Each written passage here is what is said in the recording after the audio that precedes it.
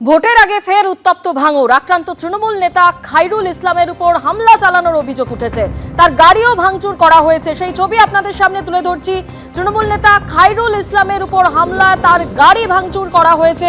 আহত তৃণমূল নেতা খাইরুল ইসলাম সহ 4 জন। আর এই ঘটনায় অভিযোগের তীর আইএসএফ এর বিরুদ্ধে।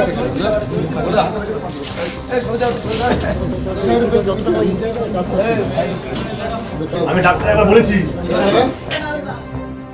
যখন মিটিং হচ্ছে মেন ফেলে দিয়ে চতুর্দিক থেকে সমাজ বিরোধীরা আমাদের কর্মীদের উপর আক্রমণ করে।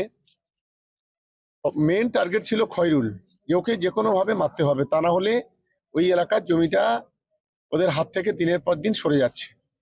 মানে একেবারে ভয়ঙ্কর সন্ত্রাসবাদী কার্যকলাপ যেটা, সেটা আইএসএফ এর মদতে এই ধরনের ঘটনা ঘটছে।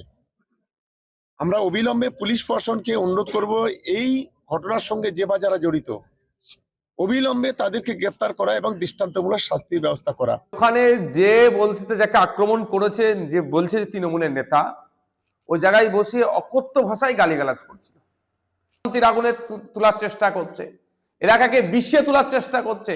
এই শওকত মোল্লা সাহেবের কথা শুনে মনে হয় এই এলাকাকে উত্তপ্ত করার চেষ্টা করছে। নিরপেক্ষতা বজায় রেখে তদন্ত হোক, এই কর্মকাণ্ড কোনোভাবে বরদাস্ত করা যাবে না। শহরের প্রবীণ নাগরিকদের সহায়তার জন্য প্রণামের আড্ডা কর্মসূচি শুরু করলো কলকাতা পুলিশ। শহরের বিভিন্ন জায়গায় বয়স্কদের সঙ্গে বসবেন পুলিশ আধিকারিকরা, তাদের সমস্যার কথা শুনবেন। কারো বয়স 60, কারো বয়স আরো বেশি, সকলেই বয়সের ভারে নুব্জ। অনেকেই একা থাকেন এই শহরে। শনিবার সুভাষ সরোবরে এই রকমই বেশ কয়েকজন বয়স্ক মানুষের সঙ্গে কথা বললেন কলকাতার পুলিশ কমিশনার সুপ্রতিম সরকার। অসুস্থ অশক্ত শরীরে বাজার করা, ওষুধ কেনার মতো দৈনন্দিন কাজগুলো করতেও বেগ পেতে হয় বেশিরভাগ বয়স্ক মানুষকে। প্রায়শই একাকী বৃদ্ধ বৃদ্ধার ওপর হামলার ঘটনাও সামনে আসে। এইসব প্রবীণদের কথা মাথায় রেখেই 2009 সালে প্রণাম প্রকল্প শুরু করে কলকাতা পুলিশ। এই প্রকল্পে নাম নথিভুক্ত থাকলে প্রবীণ নাগরিকদের নিরাপত্তা, স্বাস্থ্য সহ একাধিক বিষয় নজর রাখেন পুলিশ কর্মীরা। এবার প্রণামের আড্ডা কর্মসূচি শুরু করলো কলকাতা পুলিশ। মাসে একদিন বা দুদিন বয়স্ক নাগরিকদের সঙ্গে আমরা শহরের বিভিন্ন জায়গায় বসবো, কারণ অনেকেই একাকিত্বে ভোগেন। শহরের পুলিশের প্রতি শহরের বয়স্ক প্রণম্য মানুষদের যে সংযোগটা, বিশ্বাসটা যাতে আরেকটু মজবুত হয়, সেই জন্যই প্রণামের আড্ডা।